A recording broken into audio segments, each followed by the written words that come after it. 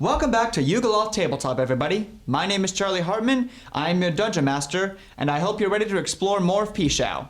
Joining me are my amazing 4 players. I'm Will Boyle. I play Moldavite, the Githyanki, Soul Knife Rogue, and Wizard now, because we finally revealed that last episode. And last episode, we got to fully figure out some of the new Wizard stuff, so that was really cool. Nice. I'm Kijan. I play Izzy Vanderplin, a Divine Soul Sorcerer. Last episode, we nearly escaped death from the hands of my mother. So, yeah, that was interesting. I am Cheyenne Mitchell. I'm playing Alara, the Drow Paladin.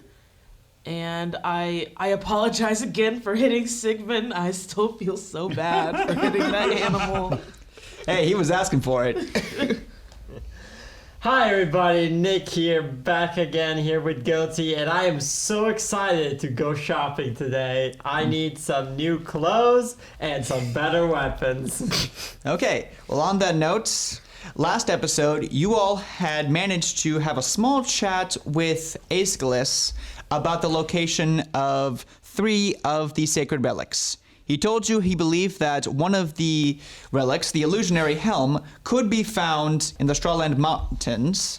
However, you told him that while he was researching into that and finding a precise location, you would go ahead and head back to Pishou and pick up 2 of the relics Izzy's parents had already procured, the Sentinel's Plate and the Transmutation Gauntlet. When you first arrived, you were picked up by Roman, who took you on a brief tour of the 3 main districts of Pishou, Old Town, Galagate, and a quick cameo from Little Feylia, and then took you to the Vanderplin estate. There, you met Hilda Vanderplin, the legendary Holy Knight and Watcher of Pishou, who quickly greeted all of you, said that she was happy to see you, and told you that while she could not yet give you the Sentinel's Plate due to security reasons, she agreed that once you had gathered the other relics, you would all meet back here in Pishou, and she would monitor the ritual being cast as a representative from the government. So you agreed to furlough the plate for now and instead pick up the Transmutation Gauntlet first thing tomorrow morning. I say tomorrow because when you went to pick it up from Leon, he insisted that he first took you all on a night on the town and enjoy yourself with a wonderful dinner and shopping spree. Nothing but the finest for my son and his friends. I appreciate it. We're gonna have some fun. Yay, shopping. Getting losers, we are going shopping. You turn off the cobbled roads of Galagate onto the gravel and stone paths of Little Feylia. Built during the first wave of Feywild immigrants, the community has sprung up like wildflowers and thrived over the past 15 years. Despite its hectic appearance, with its uneven, jagged, and oftentimes obtrusive architecture and road construction, the district is a melting pot of Fey culture and history. Tall, high-rise apartments line a crisscrossing road, their rooftops decorated with overflowing botanical gardens and greeneries. Below, various vendors voice their valuables to potential customers. A Harengon alchemist holds out flasks of volatile potions, while a satyr bard weaves between the crowd, singing epics and slinging insults. Suddenly, a gnome is dragged out onto the street by a dozen empty dog leashes. Leon hits the brakes and swerves the carriage, almost hitting a vendor. He thankfully misses, but the gnome is still being dragged away. However, a moment later, you see exactly what's pulling him. A pack of giant, stringy dogs that blink in and out of existence. Link dog walkers, Leon sighs. Why is it always them? He's just trying to make a living, just like the rest of us. Leon steps out to check on the damages to the vendor and his carts. A few hobgoblins in patchy pinstriped power suits approach and ask if he needs help. One of them leers down at him, asking, "All right, governor, is there anything I can be of assistance to?" However, as soon as he looks up and sees Hilda, he backs away saying, Oh, your ladyship, your ladyship. The other hobgoblins immediately salute. We are yours to command. At ease, soldiers, Hilda says. Leon concludes that the carriage is fine, pays the driver a couple gold for emotional distresses, and then pulls out and resumes the trip. A few minutes later, you arrive at your destination. Leon's first stop on this shopping spree is his favorite armory, the Earth, Wind, and Fire blacksmith located on the corner of Little Feylia and East Old Town. Built from finely crafted basalt, the forge's geometric design is both durable and practical, two core practices in dwarven architecture. Inside, you are greeted with a blast of hot wind bellowing into your faces. The shop's walls are lined, top to bottom and wall to wall, with dozens of weapons, while 6 suits of armor stand in attention, ready to be tried on. Val! Door! A soot-covered gnome in a messy apron and goggles waddles into the store. He takes one look at Leon, spits in a nearby platoon, then calls out, "Well, if it ain't the biggest sight in Old Town." Leon smiles and shakes his old friend's hand. "And if it isn't the unluckiest gnome in Kalia. How have you been, Valjean?" "Better than you," he says. "Who's at the front?" A voice calls out again. "It's Leon, Thodek." "What?" "I said it's Leon. Get the hair out of your ears and come out here already." Thodek Brightchest trumps onto the shop.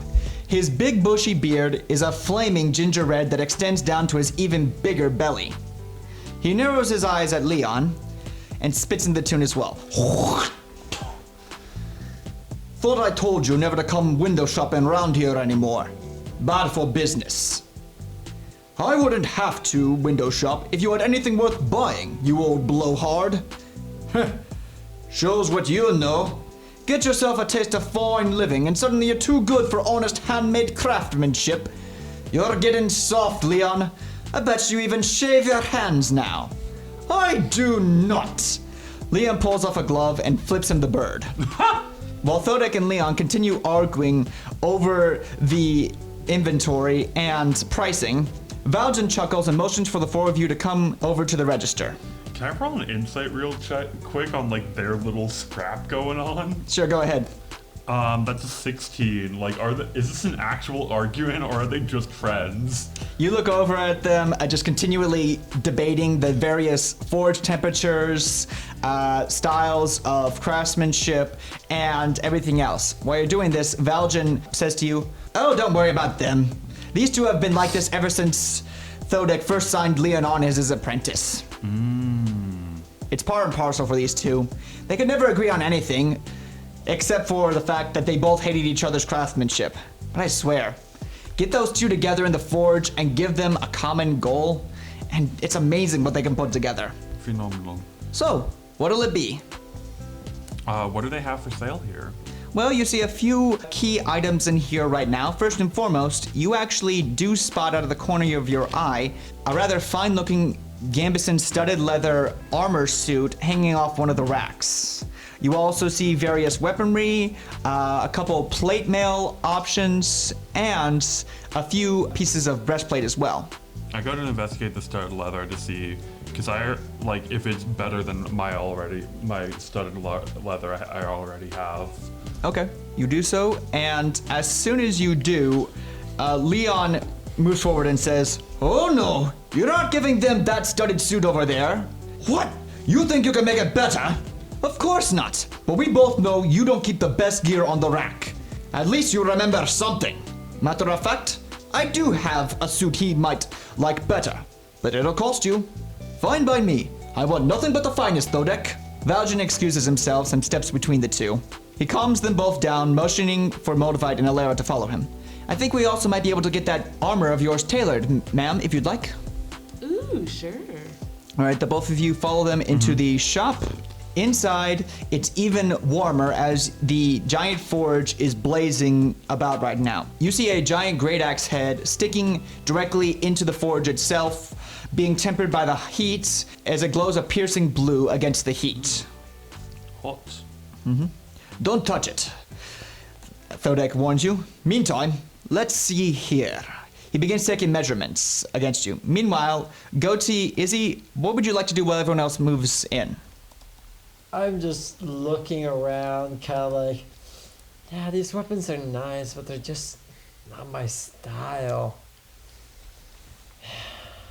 Guess there's nothing really here for me, and my armor is already as good as it gets. So, you know. Izzy's kind of the same way since he can't really wear this armor. Okay. I want him to be examining though. He's very curious. He's gonna be touching everything. Izzy, do you need any spell components? Because I might need a couple things for a spell I'm preparing. Oh, what spell were you thinking of? I want it to be a surprise, but I do need the material for it. So, do you know of any shop that might have such a thing? Not particularly. It was always hard for me to find components as well.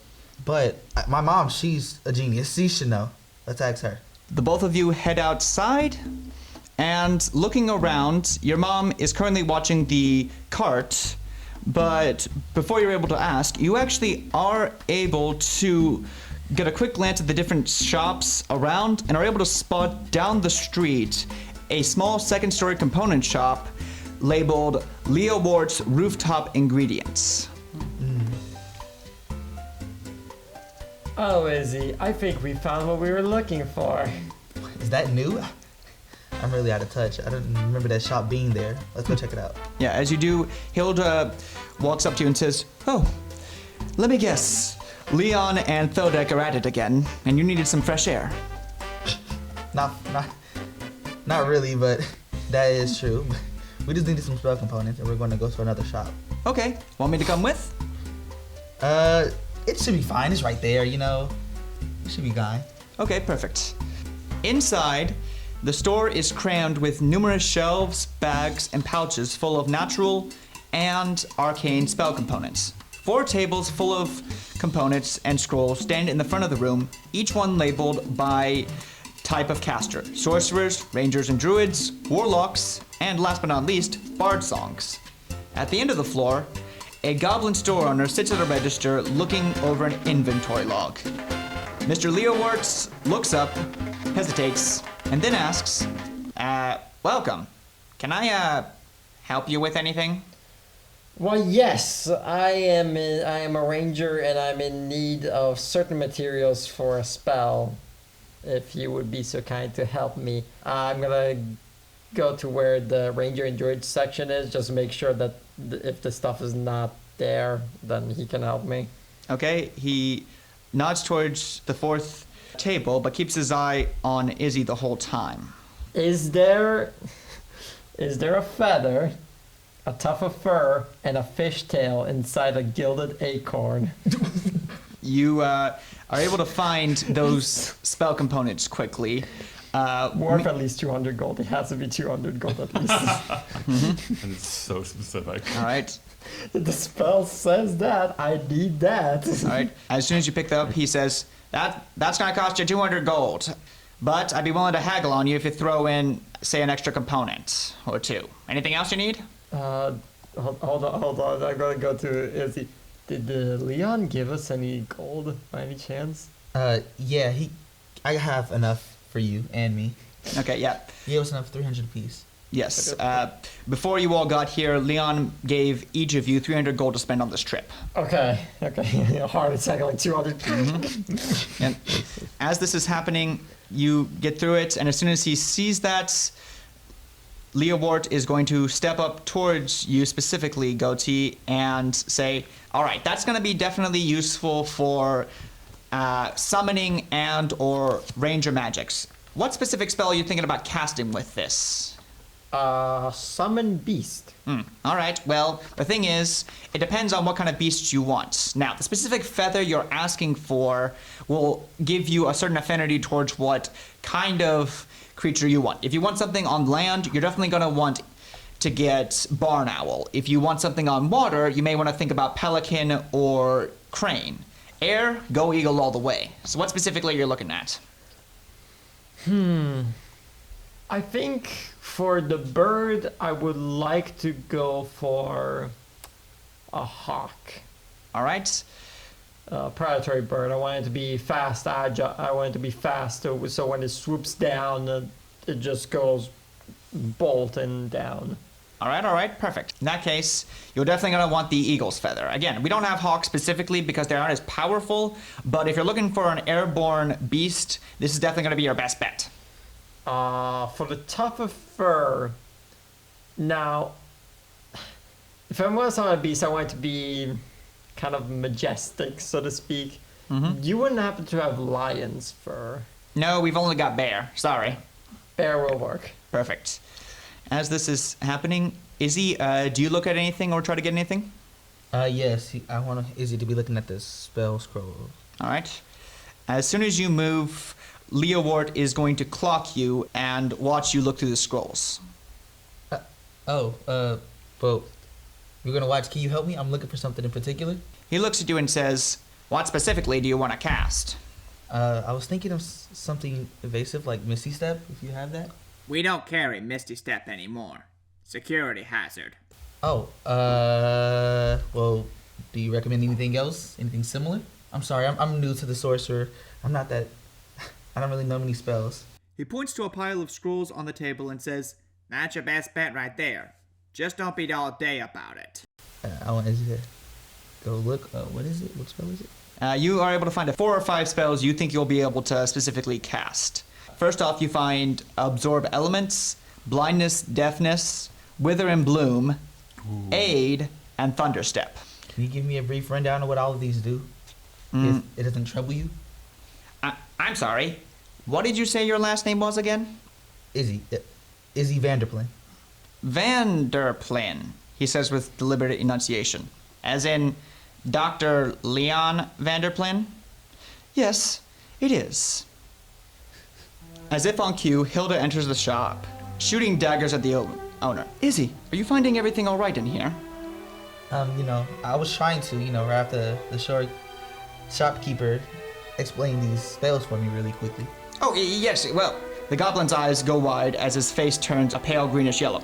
Yes, actually, well, Lady Vanderplin, as I was just telling your son, he rushes over to you and picks up one of the scrolls and displays it. We have just received an excellent shipment of premium arcane scrolls that your son will absolutely adore. Hilda goes cold, looking down at the shopkeep. You were you? Are you willing to give me your word on that? The shopkeep shrinks. Yeah, what he's saying is the truth, He was just about to go over the spells, Nothing serious, Mom, promise. Hilda looks at you for a second, then softens and says, Okay. Glad to hear that. Continue. I won't keep you busy anymore. Goatee's in the background just looking at this like, what is going on here? Like holding just his stuff in his hands like, what just happened?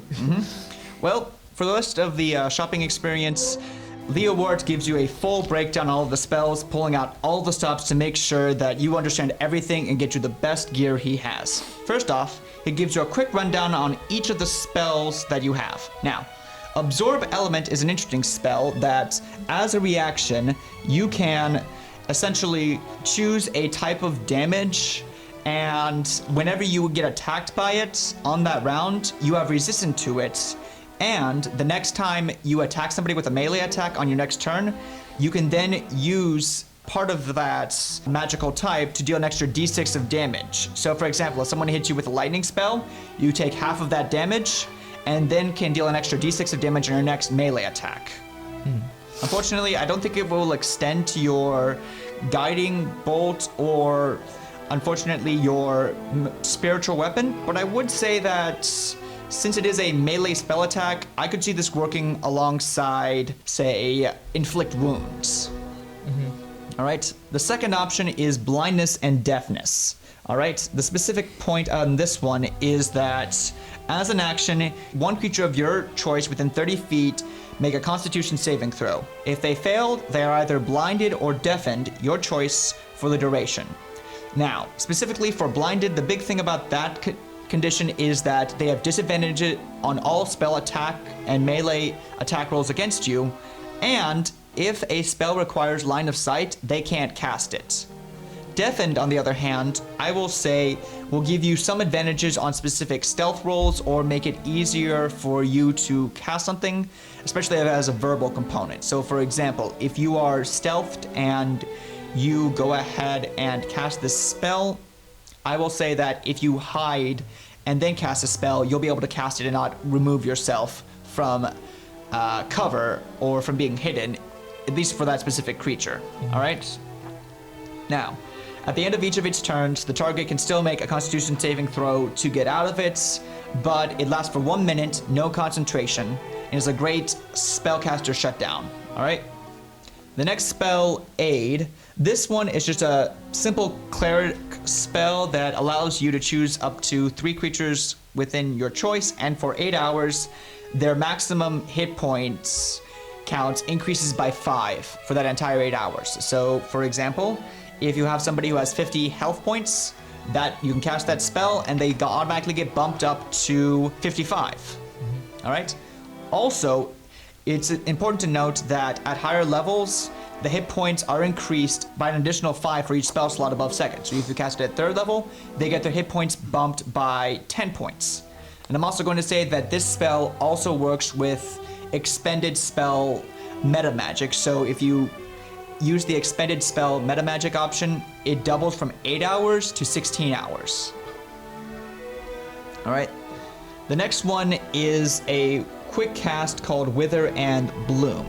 How this spell specifically works is that you invoke both death and life onto a 10-foot radius sphere centered on a point within range. Each creature of your choice must make a Constitution saving throw and take 2d6 necrotic damage on a failed save or half as much on a successful one. Then you can choose one creature in that area, range of 60 feet, in a 10-foot radius, and they actually get to use one of their hit dice and roll that. So essentially, you allow one ally to regain a single hit point that they could have spent at a short rest instead here, while everyone else takes damage. Heal and damage at the same time. The final option that Leowart is going to pull out from behind the cabinet and give to you, saying, here, actually, we did have something. We don't usually give this to first-time shopper, but here, it's true that we don't have Misty Step, but this is something that's similar to it. It's something called Thunderstep. You teleport yourself to an unoccupied space you can see within range of 90 feet. Immediately after you disappear, a thunderous boom sounds, and each creature within 10 feet of space you left must make a con saving throw and taking 3d10 thunder damage on a failed save or half as much on a successful one. However, it can be heard up to 300 feet away, so it's not exactly the stealthiest spell. Also, you can bring along objects that don't exceed your carrying capacity or teleport one willing creature of your size or smaller as well. Both of you can be carrying items, but they must be within 5 feet of you and be the same size as you, okay? So, out of these spells, which would you like? Absorb Elements is first level. Wither and Bloom, Aid, and Blindness and Deafness are all second level, whereas Thunderstep is third level, meaning their prices are going to be 50, 100, and 150 total, okay? Give me the Thunderstep. Thunderstep. Thunderstep. Thunderstep. All right, you take Thunderstep. I'm going to say also the required components pouch for each of these are going to be included in the pricing. All right. So, anything else you would like? That's it for now. Thank you. Before I leave, I'm also going to grab a little bit of spider web because I do need that for another spell. Okay. There's no price on it, so I don't know how much you wanted to say. I'm going to say for the total of your gear as you all go up to the register to check out, Leowart is going to go ahead and ring you all up, generously deciding to round down on most of the purchases for you all. Specifically, he is going to go ahead and round out Goatee first at an even 200, and then afterwards, Izzy, you are able to ring yours up at 150. However, before you leave, as Goatee is getting help from Hilda getting his items out, you are stopped for a second by Leowart, who says, "A moment, sir, please." Yeah. I'm really sorry for how I treated you back there. I thought you were with someone else, and I shouldn't have. Just because, so you're sorry because I'm someone rich? Is that why you're sorry? You judged me, you didn't even know me. He looks down, saying, I don't know what else to say. Please. And he hands you a small spell scroll, saying, I hope this can atone. I don't see that happening anytime soon. And don't expect me and my mom or my dad to be shopping here either. But thanks for the scroll. All right. You take the scroll and find it to actually be an aid spell, actually. All right. I gotta see that Izzy was the last to step out. I'm gonna go to him and like, so Izzy, found everything you needed? Cause I know I did. And I'm gonna pull out all my stuff. Like, look at all this stuff. All those components. I can't wait to see what stuff you're gonna use. We're gonna have fun. Well, as the three of you make it back to Earth, Wind, and Fire, you see Moldavite and Alera coming out in their brand new gear, accompanied by a somewhat subdued but still bickering Leon and Thodek. All right, first off, just like they said, Moldavite, you have been decked out with a full brigantine studded leather armor set that is a deep, vibrant violet that complements your figure without drawing attention to you. Alera, your life plate armor now fits better than ever, as it's been adjusted specifically for your form, thanks to Valden's specific tailoring, as well as coming with a few very important features. Pockets. Mechanically, what is this armor? Well, specifically speaking, these armor pieces are both slight upgrades to what you already have. Moldavite, your armor class has been upgraded to a +1 studded leather armor, whereas Alera, thanks to Valden's retailoring, he was actually able to find a helm that fit you better and mold that to you. And as a result, your armor has been upgraded from Mithril Splint Mail to Mithril Plate Mail, upgrading your armor class with a shield to 20. Wow. Oh my god. Nothing should hit you. That's Unless a critical. wild. It's only criticals hit. Meantime, as the rest of you enter in, Valden nods to all of you and then says, "All right, what about your friend there?" As he points towards you, Goatee. Hi. No, for armor, I think I'm fine with what I have right now. It's nice. It's clean. Leon hears this, but is going to quickly also say, "Nonsense! You're getting the best armor they have here, and we have just exactly what you need." As he is going to look towards Thodek and Valden, saying, "Don't you?" The both of them look at each other, but Valden decides to speak up, saying, "Yes, I think I can make something work." He walks over to you, Goatee, and asks you to open up your coat for a second. I remove my coat. Okay, perfect. Can you give me a quick understanding of how Warforged wear armor, or how armor classes work for Warforged?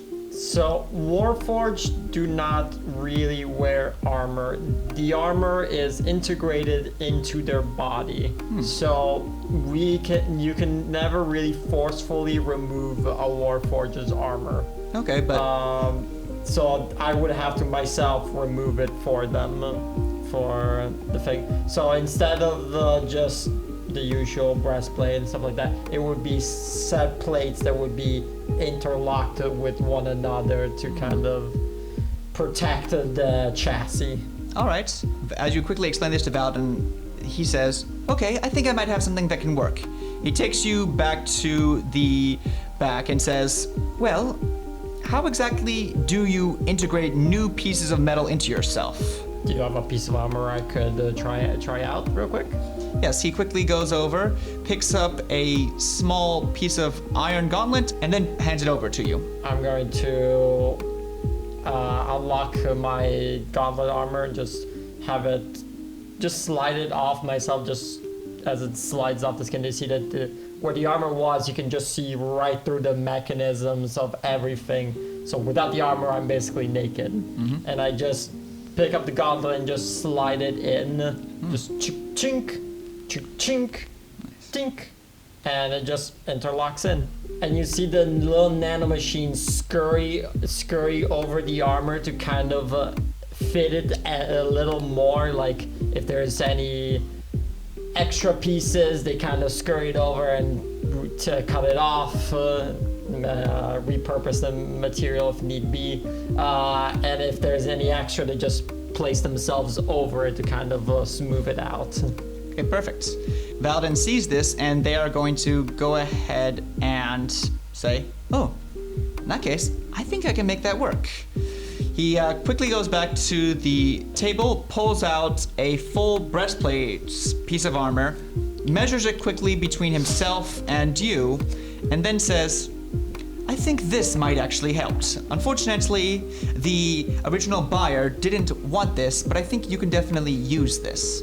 Valden is going to ask you to quickly sit down in the chair, and then using a careful combination of mending and heat metal, he is going to have this breastplate bend and gently conform to your body. Thankfully, he has enough control that the heat metal spell won't damage you.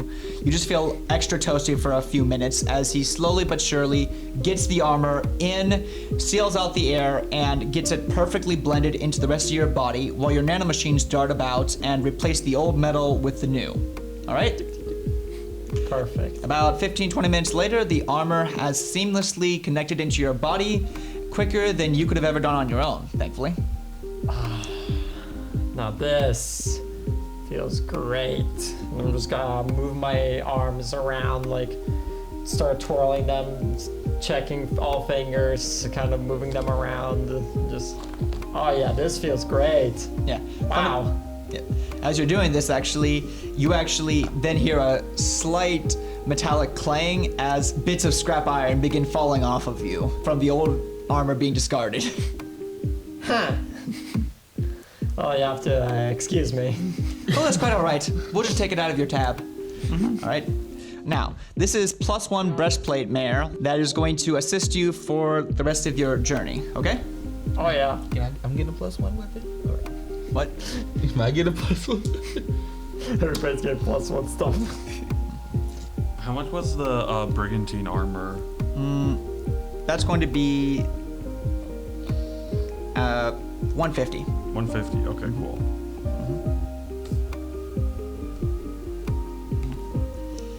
I'm just counting how much money how much money I've spent on my. One last thing. I'm gonna talk to you. Wouldn't happen to. I'm gonna grab 2 of my gold coins. Have the nanomachines kind of rip it apart for a bit, so I can have a little gold trim of a G on the breastplates.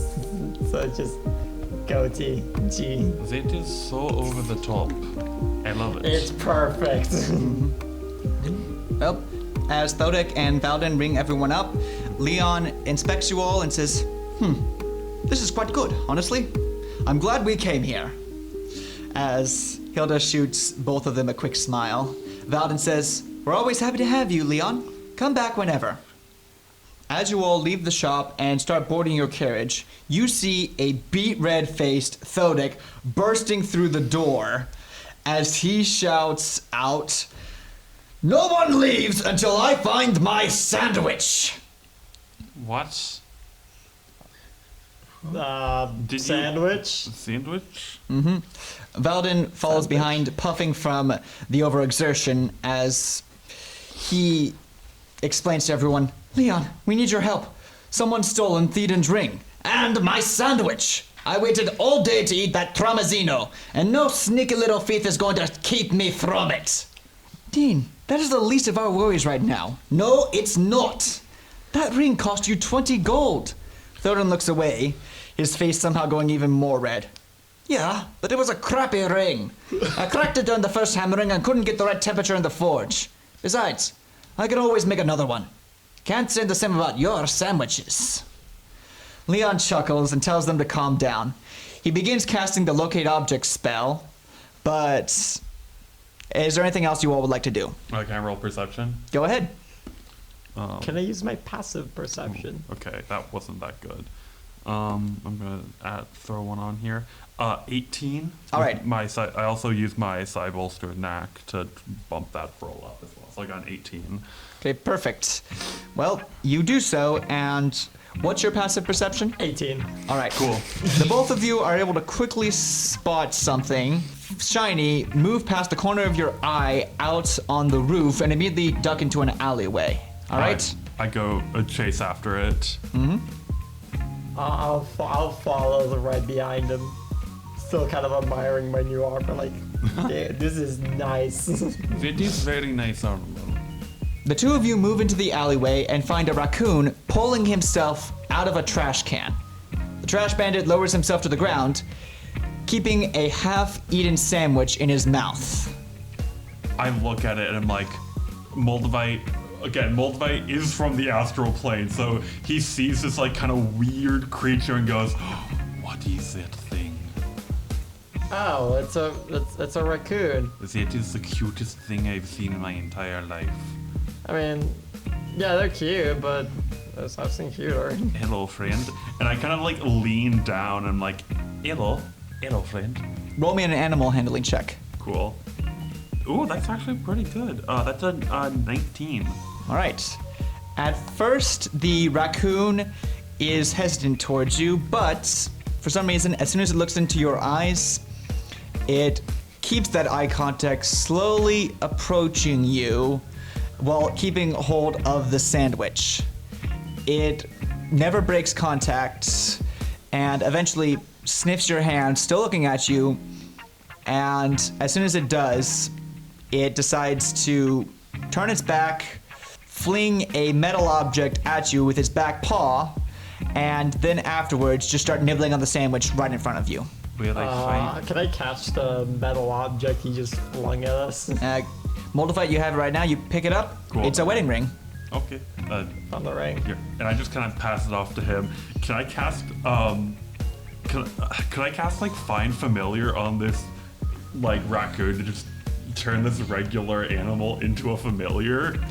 That actually is going to take a full hour to do for the ritual, but I will say that when you go to pet this raccoon, they don't hesitate or react to it. They just let you do it, and as soon as you move away, they follow you.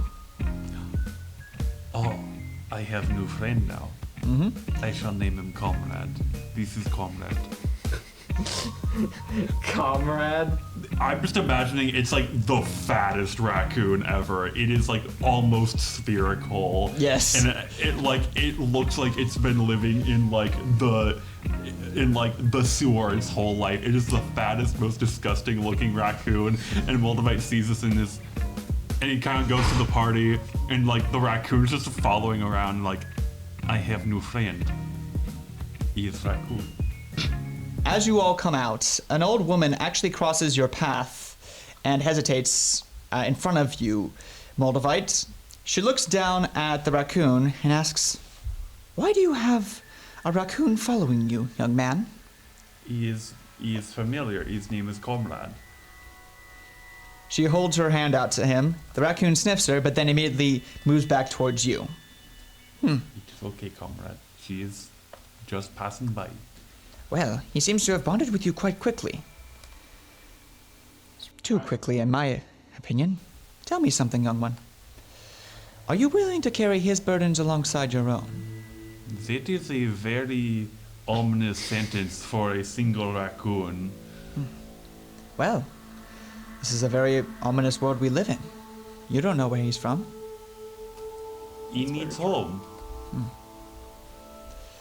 Well, your heart's in the right place, then. I'll give you a word of advice. The merits of one's soul may be honed through trial, but like the body, it too needs rest. Be careful what you do with this young one, and ask yourself what he will provide to you. She quickly moves along and ducks around the corner. I just kind of look back at Goatee, look at the old lady, look at Goatee, look at the old lady, and look back at Comrade. I'm like, the fuck? Did we just recruit a lesser god? That was. Did you hear that? And I look over to Alara and Izzy. Like, did y'all hear that? Izzy wants no parts in that weird It witch was- lady. They're all the way back to the Oh my Okay, God. that was concerningly ominous. Was that your girlfriend? I have no partner. No, And I just kind of like lift up Comrade like someone holds like a cat and like, I do have him. I want Izzy to like visibly flinch. Is that a feral raccoon? Yes, he is adorable. That thing. I wouldn't say feral. It's a raccoon. Again, it is like the fattest, like most disgusting looking raccoon ever. A wild raccoon just picked them up off the streets. He came to me. He had sandwich. Oh yeah, where's the sandwich? Oh yeah, we need to get the sandwich. As soon as Thodek sees Comrade with the sandwich, he tries to move forward to grab it, but both Leon and Valadin pull him away, saying, "It's not worth it." He reluctantly acquiesces and instead settles for taking the ring back from Goatee instead. I give him like 2 gold pieces to go buy a new sandwich. He immediately shoves them back to you, saying, "2 gold won't replace what I've lost. Oh, for Pete's sake, I'll make you a new sandwich." How good of a sandwich was it? He doesn't say anything and just trounces back into the store. That was the strangest 5 minutes of my life. Okay, let's go into the cart now. Enough side quests, let's go. Sandwich, found a raccoon. Found family, no, found raccoon. You all make it across the city to the Three Seasons Mall, the largest marketplace and area of commerce in Pishou. Anyone who values themselves as an entrepreneur has had a shop in their open market at some point or another. Today, it is in full swing with hundreds of shoppers starting from store to kiosk to food course back to the stores. Leon directs you all to 3 key shops: the one-stop Grung Shop Emporium, Gilderoy's Arcane Refinery and Wand Crafters, and the Adventurer's Bloodbath and Body Works. Where would you all like to go? Can I, I'm gonna go see if there's like a place where I can get some, like, where the Gilderoy's Arcane Refinery and Wand Crafters would have like magic stuff there, right? Yes, they would have some items for you. Cool, I'm gonna go check that out. I'm gonna look over to Hilda and just go, if I were to be looking for smaller magical items, nothing crazy, just mainly, if need be, a weapon or eyewear or a hat that does stuff, where would you think it would be? She points out towards Bloodbath and Body Works, saying, "Well, if you're looking for general items, you can usually find it there." Dude, Bloodbath and Body Works. It's real? Oh, the name is real. Oh, Bloodbath and Body Works. Anywhere else? Anyone like to go? Upgrade. Arcane I Refinery, go to probably. which? He went to the magical. Yeah. Which one did you go to? Alara, where would you like to go? I kind of want to go to. Yeah, I was gonna say that one, but I don't know, Join me. like where I could go that would like help me, or if I should just go somewhere for fun. Fun. I would Feel the definitely love to. beholder. We'll go to Bloodbath. What is this? Yeah. Perfect. Let me see the Join shop list. me. Where is the shop list name? It's right there. Yeah, Perfect. Yeah. All right. Starting with Moldavite, you and Leon go inside, and once you do, you're able to find a good assortment of spell scrolls and items. Okay. Okay. First off, you are able to find inside here. Leon is immediately drawn towards the wand and quill section, and tries to get you a Sphinx quill. All right. Ooh, what's that do? This enchanted quill acts as a focus and channel for your magical spells. While you are attuned to this quill, you gain a +1 to all spell and attack rolls and saving throws. In addition, this quill has 3 charges currently available on it, but can hold up to 5 total. When you use an action to expend a spell slot, you can expend a spell slot to add an additional charge to it, up to 5 again, as well as use an action to regain a spell slot equal to the number of charges expended. For example, if you decide to channel in a first level spell, you can put 1 charge onto this quill. And if you want to say then get back a second level spell, you can expend 2 charges. Essentially, it works similar to Izzy's sorcery points, except it only gains 1d4 plus 1 charges back at dawn rather than all of them. And you can't use them for additional features other than getting extra spell slots back. Okay? That's actually really useful, yeah. You also are able to find 2 spell scrolls, 1 for chromatic orb and 1 for shield. Ooh, okay. Now, since it's a quill, and I imagine quills are the big feathers that I'm used to, could you use it for Tasha's hideous laughter? Because the spell needs you to have a feather that you kind of wave in the air as you would be tickling it. That is an interesting idea. If you ever do come across that spell, I would argue that, yeah, that could count. Okay. That's perfect. How much are the spell scrolls? Each of them are 50 gold points. Cool, so I have 50 gold left. And the Sphinx Quill Leon just got for me, right? Yep. Cool. I'm also going to ask the shopkeeper if he recognizes whatever magic is going on with my book as well. All right. They took a look at it and are going to go ahead and roll an Arcana check. Unfortunately, they also only rolled a 13, so they're going to look at this and say, honestly, sorry, kid, I can't really tell you what this is. I just know that it's some kind of tomb, magical tomb. It's probably a spell book, but I don't know the language or culture this was made from. Perfect. Thank you so much, either way. All right. As you leave, we are now going to cut to Goatee and Alera. Yeah. What are you two looking for in the bloodbath and beyond? All right. Look, I'm gonna look around. Any magical items that might catch my eye? Yeah, actually, you were able to find 5 key items on sale. First off, you find an amulet of the devout, an alchemy jug, a bag of holding, a balloon pack, and goggles of the eagle. All right? Let me give you a quick rundown on each of these items. Okay. Now, the amulet of the devout, it is a +1 uncommon item that, when wielded by a cleric or paladin, gives you a +1 bonus to spell attack rolls and saving throws, as well as allow you to use your channel divinity 1 extra time. All right? Alira, I think I found something for you, and I'm just gonna hold it up to you like, look at this. Ain't it pretty? Yeah. Unfortunately, it costs 250 gold, even at the discount. I'm broke. Never mind. Put it back. Well, did I actually spend any money last time? No, the plate was a gift from Leon. So I still you have have the 300. 300 plus what I already have gold pieces. So I could afford it. All right. If I only got that. Perfect. That leaves you 50 gold over for this trip. Meanwhile, for Goatee, you have a few options, and to give you a rundown on these, the alchemy jug. It is a jug that weighs about 12 pounds and has about a gallon of liquid inside of it, whether full or empty.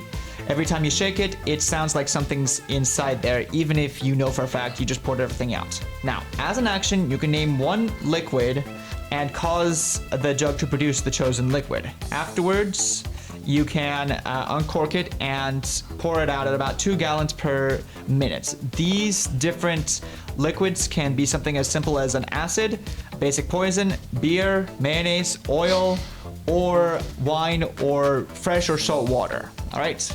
How much is the alchemy jug? That's gonna be about 100. Okay. The goggles. You said there were some goggles? Yep, there are goggles of the eagle. Now, the goggles of the eagle are crystal lenses that fit over your eyes. While wearing them, you have advantage on wisdom or perception checks that rely on sights, and in clear visibility conditions, you can actually make out extremely distant details and objects as small as 2 feet across, even from large distances. That is going to be 175. Oh no, I can't even afford it. I only have 158. I have only 158. Darn it. No, it's fine. It's fine. I have 25 gold pieces. Like, I have 69 gold pieces. I can loan you some. It's all right. Goti. I could try to do it. I could try and persuade them to drop. No, it's probably wouldn't work because it's already on sale. Like they already dropped the price down. Well, Alira, do you think you could work out a deal with the shop owner to hopefully drop the price any lower? Persuasion, perhaps? I am a little You broke. do. All right, what exactly do you say to the register?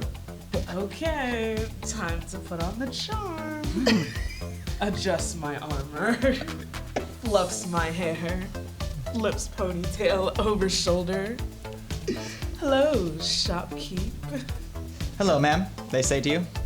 What can I help you with? My friend and I are struggling here, and we just we're in dire need of this, and like he might just die without it. Could you just help us out? We just need a little tiny discount here, please. We have such a long journey ahead of us. Go ahead and roll me persuasion. You got it. That's +5 on persuasion. Oh, that's pretty high. 19. 19.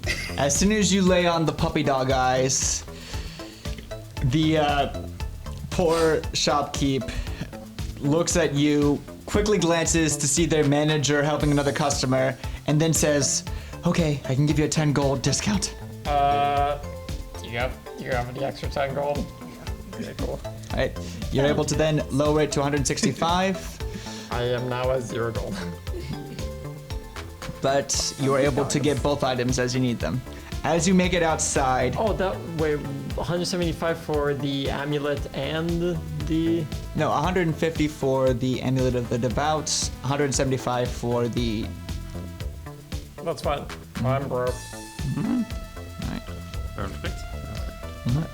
I want to get broke. Let me get broke. I have 50 gold left. I'm just going to go spend. Wait, you have 50 gold. How much do you have? I have 50 left, but I already have 69 gold I on my use 155, person. 150. 150. Come here, alchemy jug. Somebody has to get the alchemy jug. One of us has to. Kind of. Oh, can I It's 100, and that's a problem. do? This is. You have Can I make a 125 perception left? check? Yeah. If any.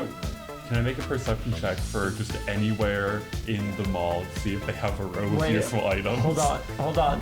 She might be able to get the alchemy jug. She has 125 gold left. How can you judge help us, dude? It's a very gimmick item, but it's really funny.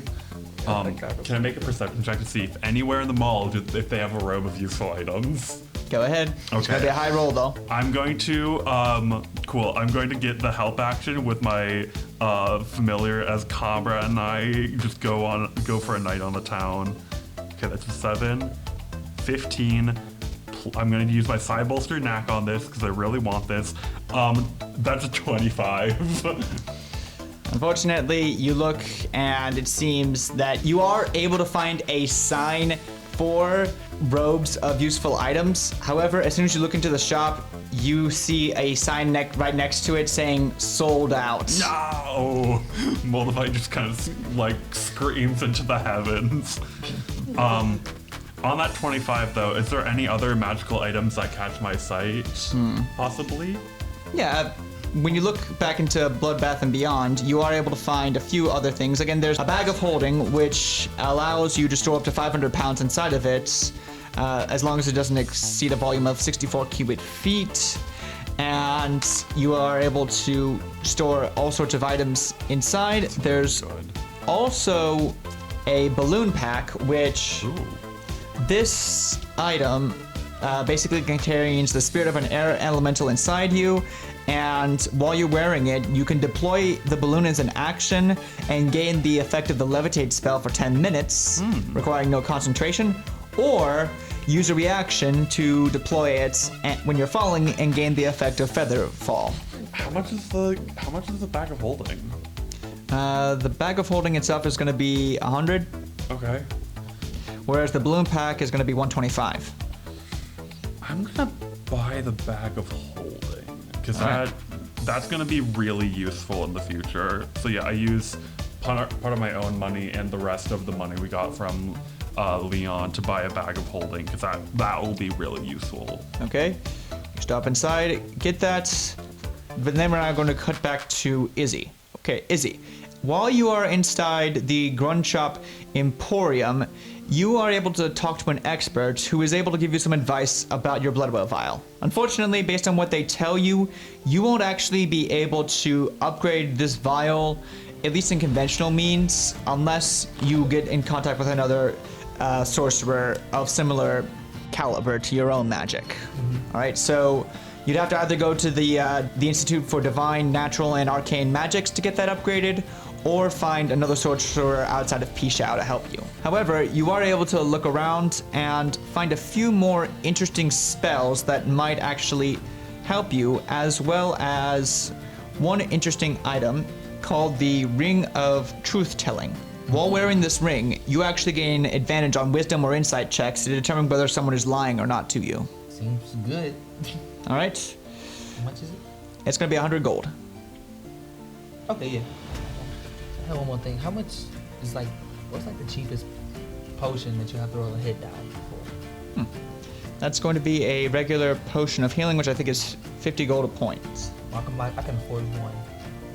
All right, you get yourself an extra potion of healing. While you all are gathering back at the courtyard, you actually spot a trio of young junior knights approach you, asking, "Hey, mister, would you like to buy some junior paladin cookies? We're raising money for an event." Who? Is this me or? Yep. I think it's all of us. Absolutely. I would love these junior paladin cookies. How much is a box? Oh, it's going to be 2 silver a box. Oh, I'm gonna buy 5 boxes from them. Okay. You do, and one of them immediately is going to say, "Awesome!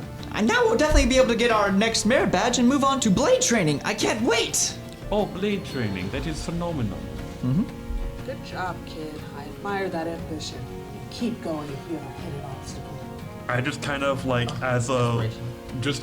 as a little bit of show or kind of a fun little thing, I momentarily make one of my psionic blades for a moment and just kind of this crackling green energy, then I just flick it back into my hand. They look at that in shock, saying, "Oh, can you do that again? Oh, How yeah. did you do that?" Oh, it's just a psionic thing in my that I can do from my Githyanki heritage. Hold on, and I just kind of do it again, and I'm just kind of doing tricks with it. They look at that and say, "I wish I could know how to use a blade. I've waited so long for this. I want to be a knight just like my parents. But Well- they won't let me learn yet." And I kind of lean down to get on and say, well, with enough dedication and enough training, you too can be a hero with a blade. All right.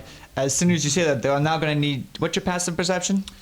18. All right. With that, you look up, and I'm going to need you to either make a strength or dexterity saving throw. I'll take dex because my strength is awful. Dexterity. That's a natural 20. All right. You are able to jump out of the way as you see a 10-foot tall Goliath woman charging towards you, screaming out, "Get away from my child, you monster!" What on earth? What? Yep. What? Yep. They pull their kid towards them and immediately get down, putting their whole body over him. The crowd panics around you and starts leaping away, watching the scene unfold. She then holds out her hand, saying, "I won't let you attack him!" As the cold energy begins just building out of the palm of her hand. I was doing tricks. We're all just standing here watching. It was trick. It was just kind of showing off, carnival gist. Just want cookies. I bought 5 cookies. What do you want from me? You pulled a blade on my child and expect me to be okay with it? It was a psychic trick. I was not harming your child. They were telling me how they want to be knight and want to use blade. So I tried to be adult mentor figure and tell them that they can do anything if they put their mind to it. Hilda steps around and says, "Ma'am, I understand your frustrations. I'll admit, Moldavite should not have pulled out a blade, real or not, in front of your son. However, I can vouch for him that his intentions were pure, and this was not meant to be anything malicious. We are not associated with any gangs in this city, nor do we have any intentions of doing so. So please, let's just calm down and handle this like adults. I kind of Professor X, like, put a hand to a temple to Izzy. I'm like, was it a bad idea to create psychic dagger? Yes, it was. Did I miss something? No, sometimes you should just keep to yourself. And Oh. you know, not boast, you know?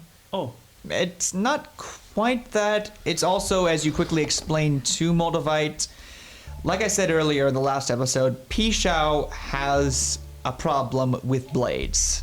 Specifically, there has been a large rise in bladed attacks over the past 10 to 15 years that has begun to become extremely problematic in the city. While obviously a lot of the bigger crimes and issues have been happening outside the city, most of the focus has remained on Pishou and how much of an epidemic this has become.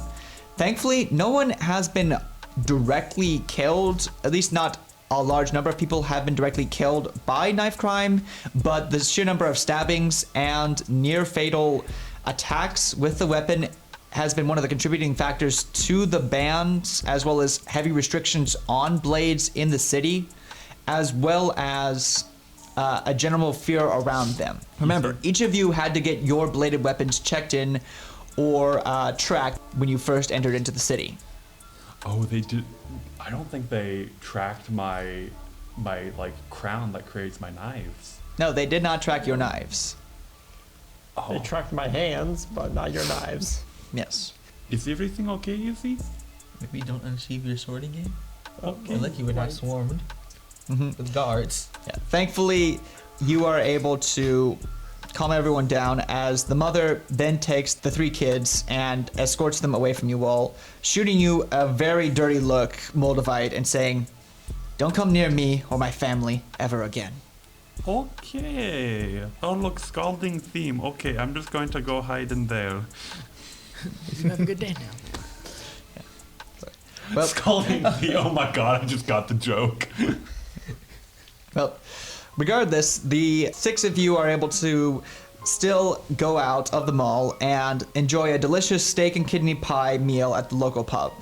Leon cracks jokes throughout with the four of you, while Hilda allows herself a few mugs of mead to settle down. I'm gonna make fun of Moldavite for the knife full. Like, I'm just gonna go, look at me, I'm Moldavite. I like to throw my blade around and show it off. What? Okay, dishwasher. What'd you do? Get naked in front of some dude because you took off your armor? Unfortunately, neither Hilda nor Leon laugh at those jokes. Dang. Nobody laughs at my jokes anyway, it's fine. Gramps and the Tin Can are arguing again. Yeah. Well, Cramps and tin can. yeah. Well, at around 11, you return to the house with Hilda carrying an exhausted Leon up to their room. Wait, what? Hey, yo. Again, keep in mind, he has been at this for hours. Like, he hasn't gotten any sleep in the past 48 hours. Alright. That night, Goatee, you wake up from your guest room to see Moldavite and Alara still fast asleep. However, you begin hearing some noise down the hall. Before this, would you say that I have tuned to the goggles? So- Yeah, I would say Okay. by Can now I you make a can. perception check then? Go ahead. I have advantage on it because of the goggles. Cool. Does a 23? Yeah, A go 23 will definitely help you in this situation.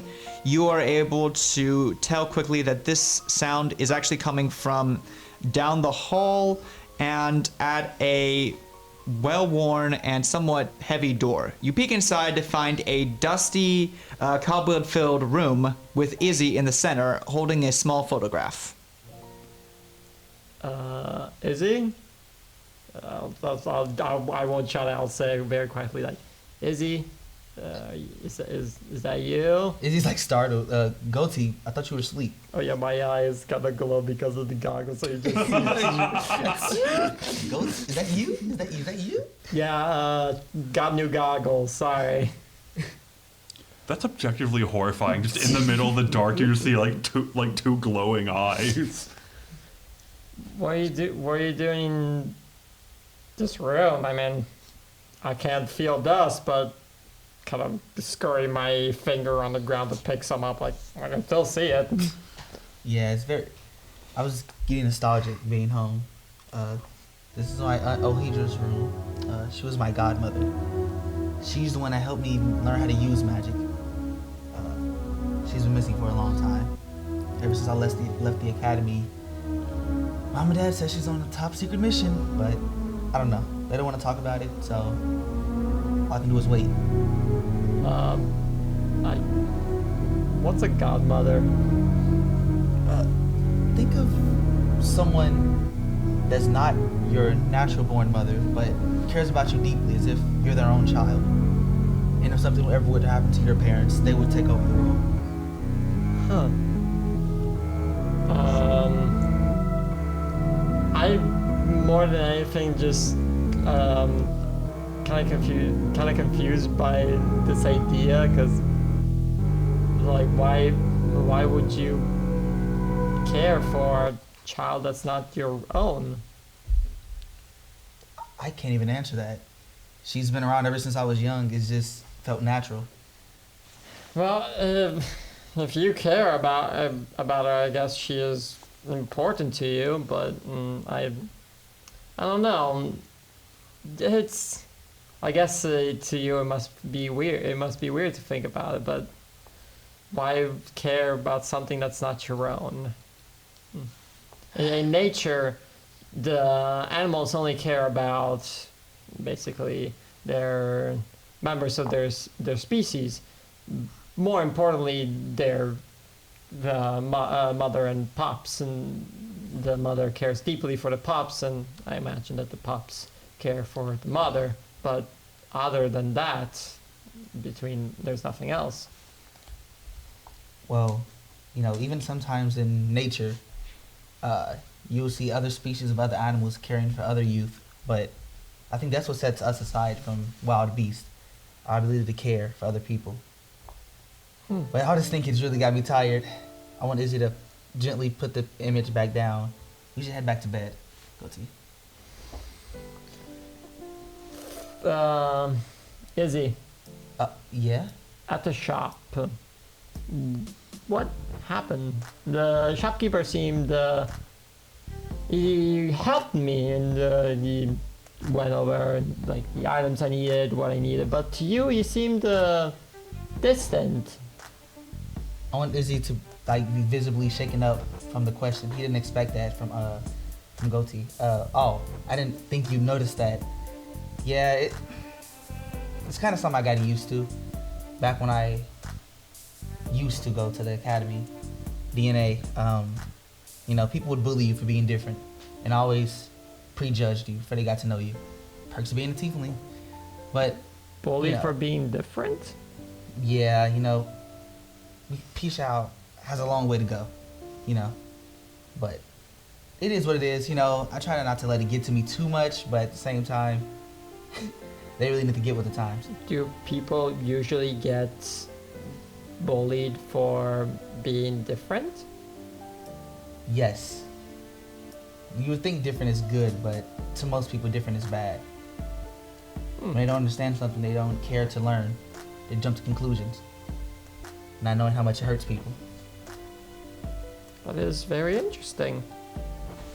Have you ever been judged for being a tin can? It has never happened to this yet. Must be nice. I hope you never have to experience that. You're pretty cool. If people get to know you, they'll see that too. That's why it's always good to have close friends though, close by. I like to think that we're like your friends. After I left the school, I joined my mom's military academy. Didn't last long there, but I was there to meet a lifelong friend, Ramon.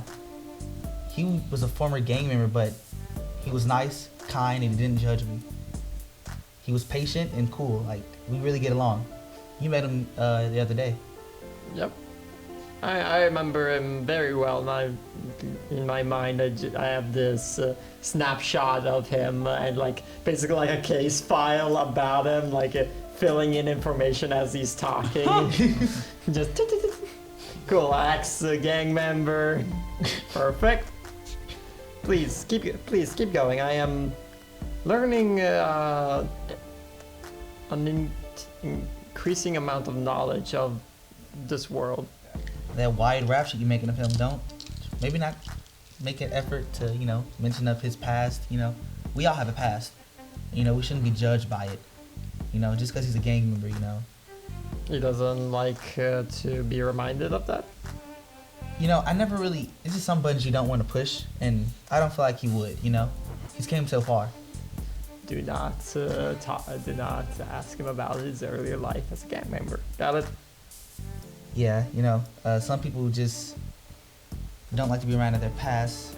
Thinking of my mom and dad. I really want them to tell me what happened to my godmother. I really do. But they never really did understand. Dad, once I finally confessed to him what was going on at school, all he did was blame himself. And he tried to make it better, but in the end it just made it worse. Yeah, he was very overprotective. He, targeted the school. He went to the board. He threatened them at one point, and all it did was isolate me more, made me feel even more alienated. And although his intentions were good, it's kind of hard to go to him for things since everything can be solved with connections,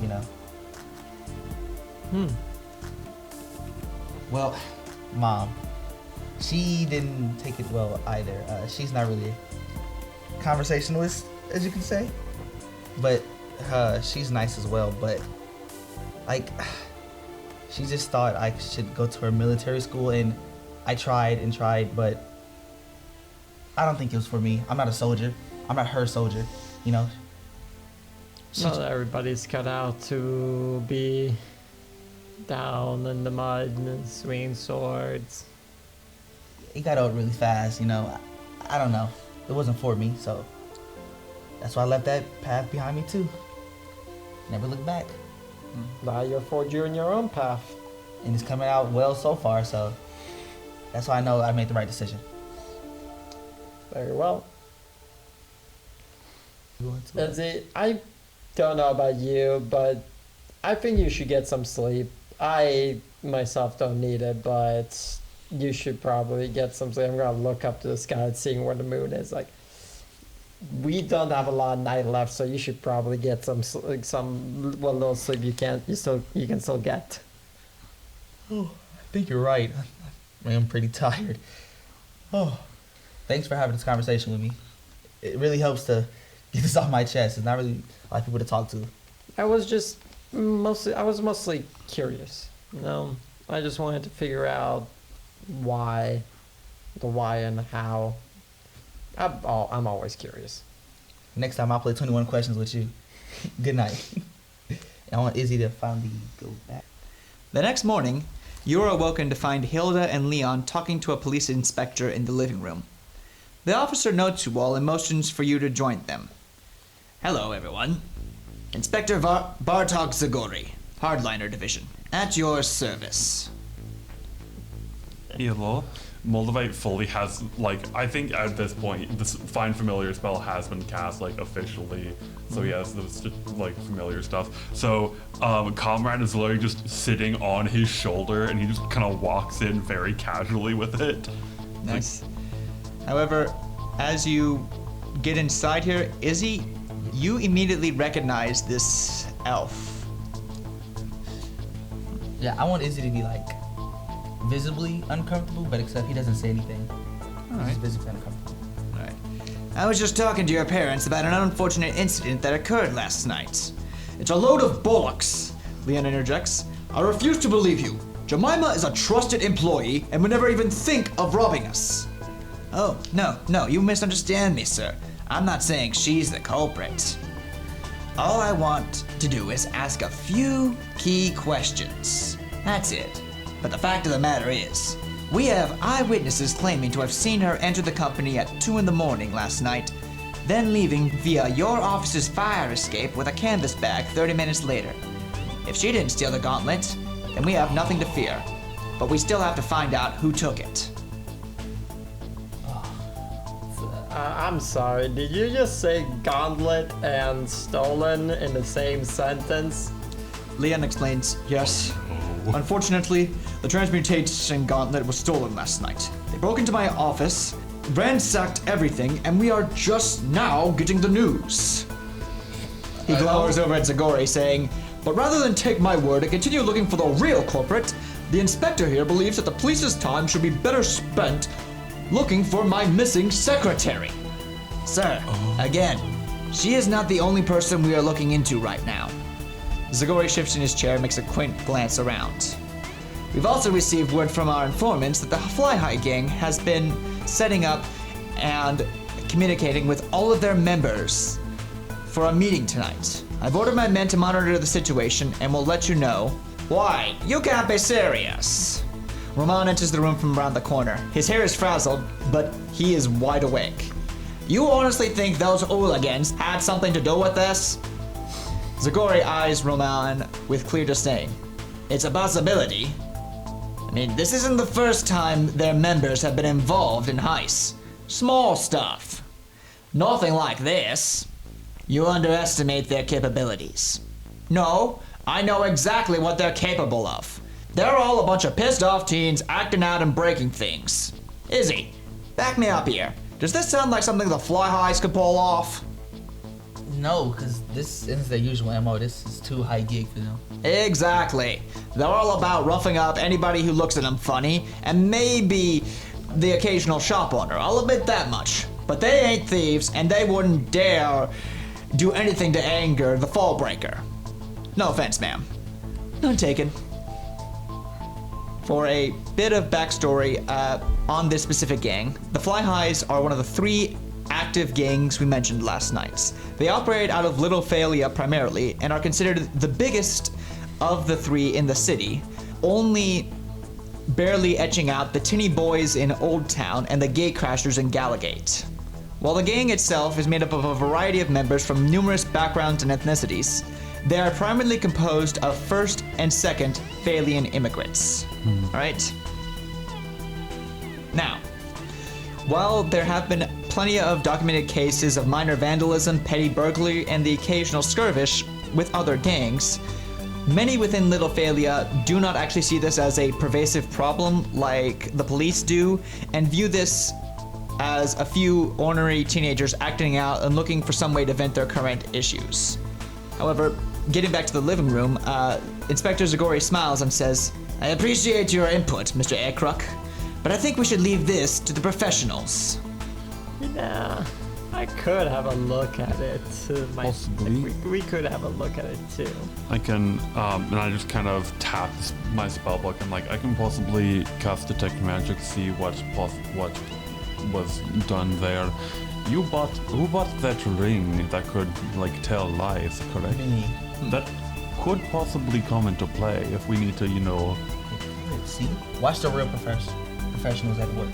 Oh, with a couple of magical rings and a detect magic spell. Honestly, I have to say, I appreciate the efforts, but please, we have professionals with actual degrees working on this. I take offense to that. Roman jabs a finger at Zagori. I'll have you know, I have a degree from DNA just like you. Zagori says, you dropped out after 2 semesters. I only needed the 2 to get that at night school. Sorry. At this, Zagori takes up his hat and moves up, saying, all right, I understand. Dr. Vanderplint, you're welcome to go back to your office and clean up as you see fit. My men and I have finished up already. However, I must stress, he looks towards all of you. We will handle this. You all can stay here, and we will report back to you as soon as we find out the whereabouts of the gauntlet. Thank you for your time. He quickly exits the building, and as soon as he does, Leon buries his hands in his face and sighs. Oh, for Kalimvor's sake. Ever since Chief Inspector Pearson established the Hardline Division, it's been one scandal after another. With the Hardline Division? Yes, the Hardliners. Quick rundown, the Hardline Division is actually a recent addition to the police force added by Chief Inspector Sylvester Pearson to the Pishouin Police Service. Its primary goal is to reduce gang violence and crime in Pishou, with Pearson specifically amassing a task force, or as some would call private army, of the biggest, toughest, and hardest fighters in all of Pishou. Despite keeping with his extremely progressive and innovative equal rights, equal opportunity employment practices, the unit has been primarily dominated with bugbears, Goliaths, orcs, Azamar, and Minotaur soldiers. It's an extremely rigorous and hardened group of inspectors, many of which, while they are still bound by the same rules and codes of conduct as regular officers, there have been several accusations of them using excessive force, and even a few court cases in which they might have roughed up or attacked suspects outside of their own jurisdiction. However, this is a tricky issue because many within Pishou, especially Old Town Galagate and a few members in Feylia, believe that the results speak for themselves when it comes to the hardliners. They appreciate the increased police presence and willingness to prevent and stop gang fights before they happen or during them, and since their implementation, blade crime has actually dropped in the past 3 years by 75%.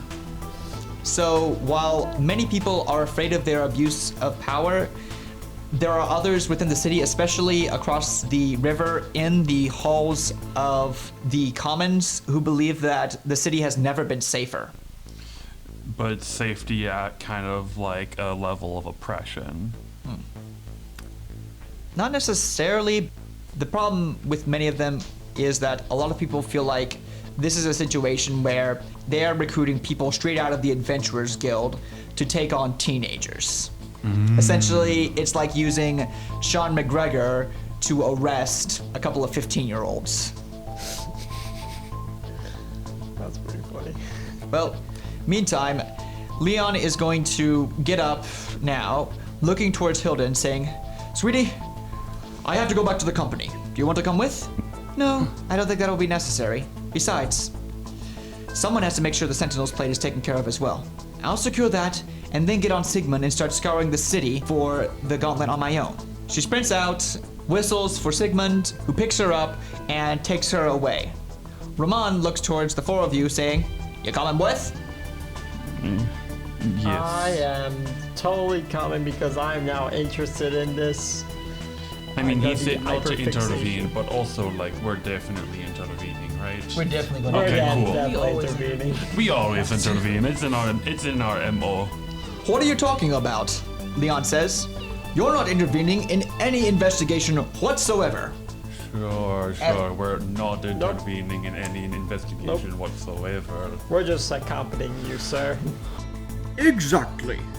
Goatee here left his sending stone in my office. So while I'm assessing the damage, you'll go up there, get the stone, and report back immediately. Right? He winks at you.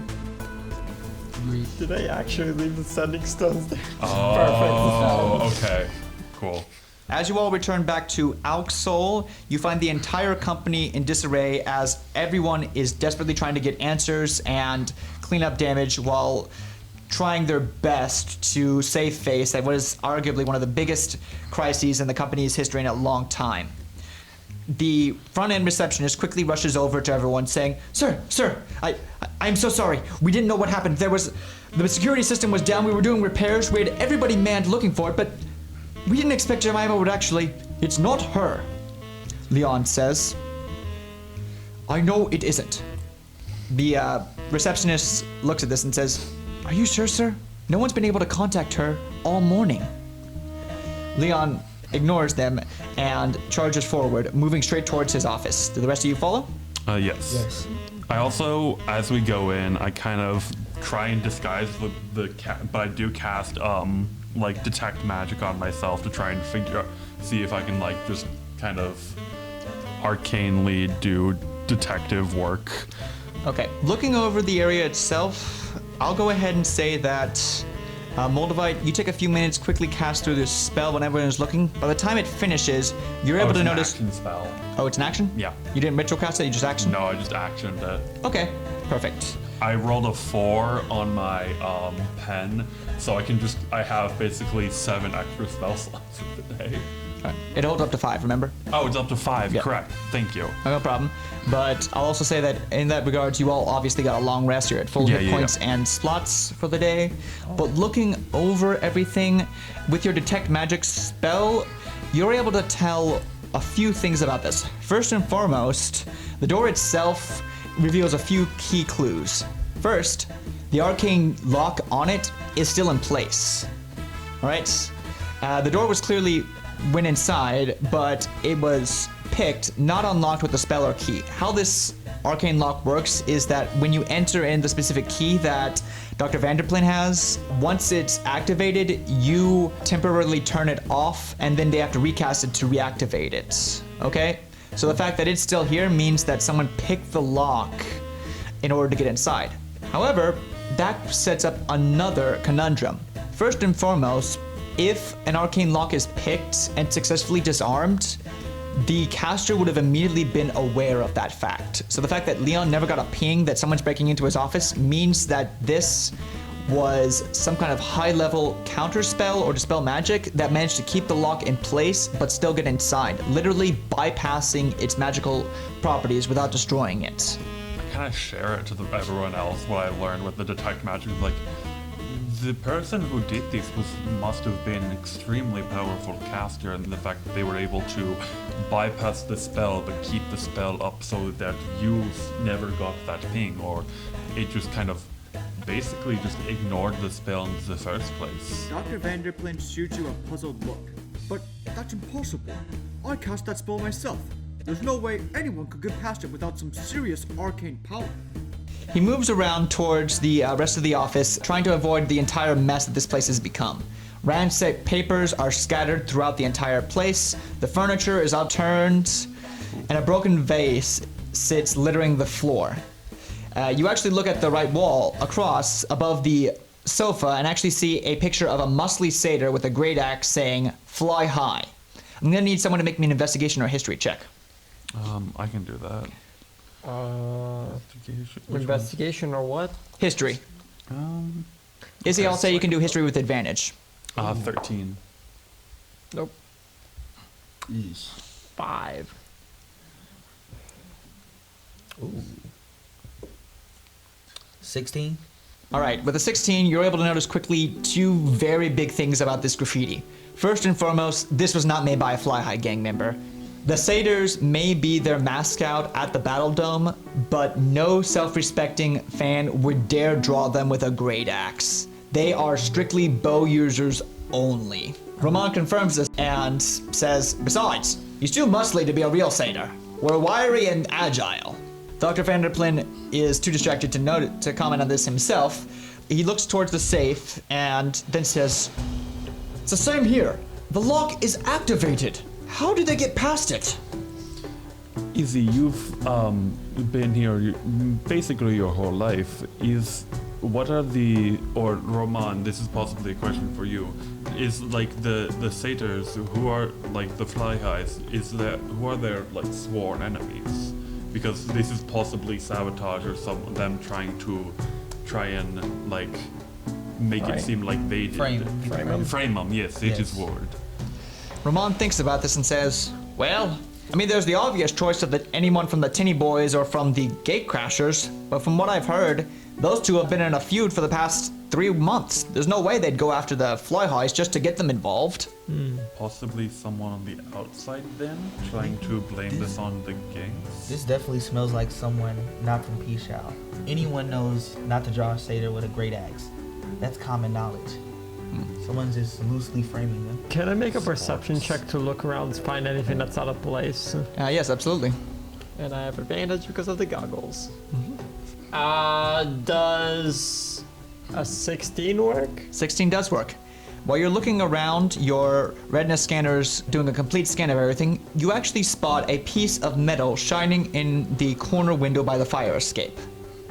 I pick it up. Looking over at it, you are able to find what appears to be a snapped, narrow piece of elvish steel with a sharp hook at the end. You point this to everyone, and Izzy, you, your father, and Roman instantly recognize what this is. Vandrian steel. A high-quality alloy only made in Galagate. Looks like your great gatecrasher theory might hold some sway. Going off of their knowledge, why would the gatecrashers have why would they get the fly highs involved, and that'd be fighting war on 3 fronts, which is tactical nightmare. This is to take the flack off them, maybe?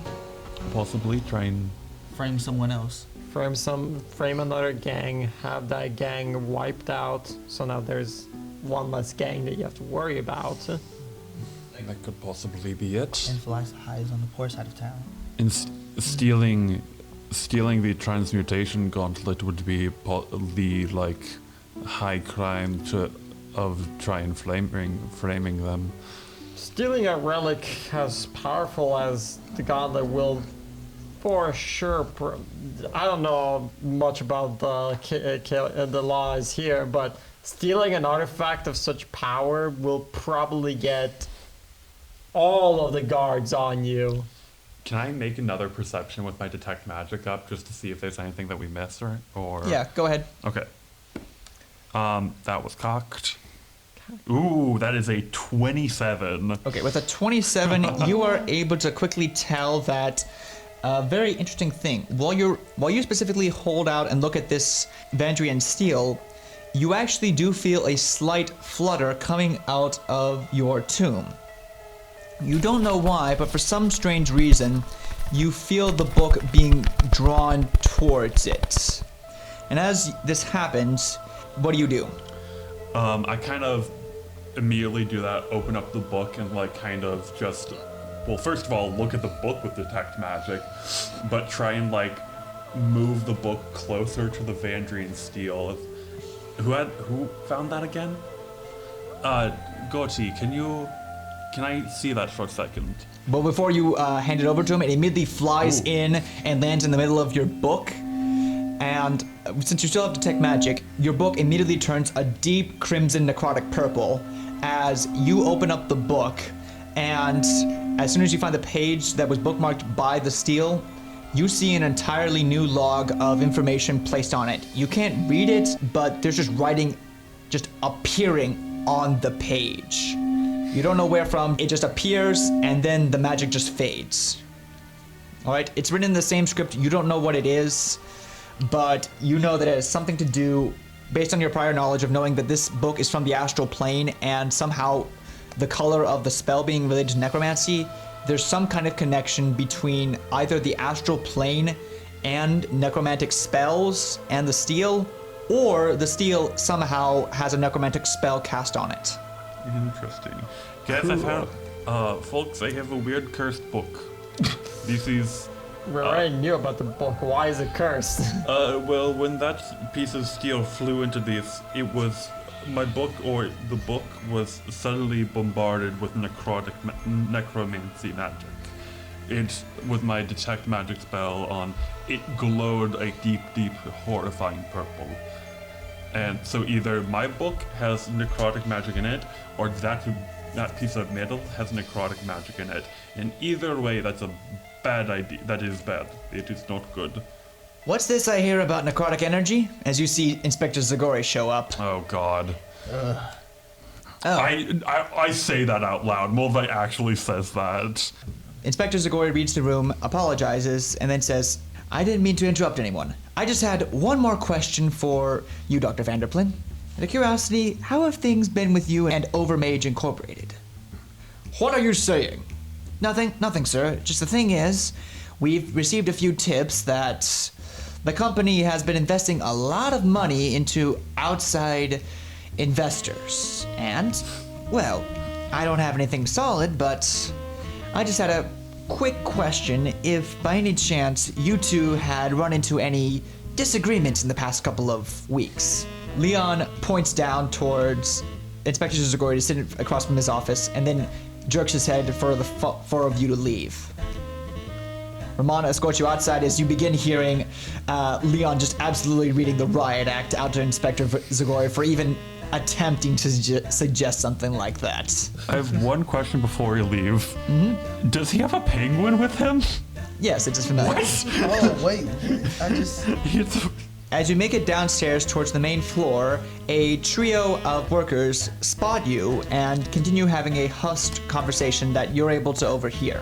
Well, I did see her last night, but did you have to rat her out and get Zagori on her case? Look, I have to tell the truth, and I saw her come in last night at 2 o'clock. She didn't talk to anyone, she didn't act like she normally did, she just bolted towards the office after coming in through the back entrance and didn't talk to anyone. I thought she was just busy or forgot something, but no, this wasn't her. Was she possibly being mind controlled? The other workers look at you when they see this, but then see Roman and Izzy and motion for you all to come up to them. I don't think that's a possibility, one of the workers says. Frankly, I don't think that this is something like her. You know what I think? The Summer Goblin says. I think this was a gatecrasher. They're the only gang with the money enough to afford this, and the only one stupid enough to try this. Did anyone actually see Jemima actually breaking into the room or the stage? The Dragonborn massages his neck as you notice a few bruises on his snout. I did. Look, I heard some noise happening up on the second floor and went up to see what was happening. I saw Jemima standing in front of the door, hunched over and trying to inspect the lock. Didn't know what she was doing, but as soon as I stepped forward, she jumped and told me that she had left something in the office and had forgotten her keys. She was about to activate the passcode to get inside, but as soon as I turned away, she jumped me. I found myself getting knocked out, and then afterwards, when I woke up, she was gone. I had to tell them that. I mean, someone spot her going down the fire escape with the bag. I don't know anything about that, but this has to be a whole misunderstanding. That wasn't the Jemima I knew. I know that. Something's happened to her. Can I do an insight check to see if he's lying? Go ahead. Roll with advantage thanks to your new item. The metal you found was from the Galagate too, right? Gatecrashers. 19. 19. With a 19, you're able to tell this guy's telling the truth. He genuinely does not know what happens. All signs point to this being Jemima, except for one thing you quickly remember. Jemima can't cast spells. And based on the usage on the Vandrian steel, whoever got over this arcane lock had to have a high level of arcane power within it to activate it. She was working with someone. Or She was being possessed somehow. Maybe it would... do you think someone could have posed as her? Oh. Disguised. Someone could have posed as her. At this, Roman gets a little worried and says, that's a possibility. I mean, it happens all the time in the Feywild. Impersonation and identity theft is a rampant problem. But out here in Pishou, I thought we had safeguards in place for this kind of stuff. That's why we have the two-factor authentication with handprints. But I don't know. Something about this feels wrong. The workers all go quiet as Leon begins to descend the staircase. He looks frustrated as he's just muttering to himself darkly, but then notices all of you and stops. He smiles, comes down the stairs, and greets the workers, who all nod quietly but don't say anything. Everyone, it's okay. There's no need to be down. We will handle this, and regardless, you have your projects to get to. I appreciate you all coming in. I promise you'll be paid overtime, but for now, please, let us take care of this. Regardless of what happened, we all have jobs to do, and we all have a world to make better. If you need anything, myself and Aragorn will be able to help you. They hear this, and then decide to move back to the lab stations. Once they leave, Leon sighs and starts complaining to himself. Honestly, the nerve of that inspector. Coming back after he said he cleared everything just so he could catch us in the act and keep trying to lecture me about letting police handle their procedures. This is my gauntlet, and frankly, I don't care what he says. I've been solving these cases like this since before he was a constable. Where does he get off lecturing me about solving crimes? That it's okay. Let's try to let's not try to let him get to us, and let's try to keep it focused. Talking to the workers, we realized Jemima. We think she was impersonated, but do you know of any way or like any way around the two-factor authentication with the fingerprints that someone can manipulate to bypass it? Leon thinks about it and says, no, it's absolute. You need the exact handprint in order to get it. I don't get how that could even be possible unless... You have the person's hand? Changelings? We need to find Jemima. Leon stops and turns contrite. Oh no. Jemima, you're right. If something happened to her, we need to get to her home, now. He rushes out, keys in hand, not waiting for anyone. I run with Right him. behind him. Yep. Galagate we go. What are you trying to call? The Keys keys to to the the apartment. However, Rahman dashes up everyone and stops you all, saying, wait. We don't know anything for certain right now. It's true that somebody needs to go out and take care of Jemima, make sure she's all right. But we still need to keep looking for the gauntlet. What are you saying, Roman? That we should just abandon her? No, but I am saying that if we're being practical, we don't all need to go out and expect Jemima's apartment. Agreed? Agreed. I agreed. Dr. Vanderplin, you should go and find Jemima. We can take care of any other lead that we have. I have contacts within Live. CG. I can try and figure out what's going on there. We'll use your contact then. Likewise. I have a few friends I can pull in some favors with. Moldavite, Alera, you come with me. Goatee, Izzy, you okay with going to your father? Yes, I know. I grew up with Jemima. I want to make sure she's fine as well. Perfect. Away we go. Right? As the three of you all split out in order to investigate the situation, Roman pulls out Temeraire, goes to the side of the shop, procures a small 3-car vehicle for you to get in while Leon mans the carriage. You all pull out on your separate ways, one heading out to Old Town, the other heading to Galagate. And that's where we'll end our session.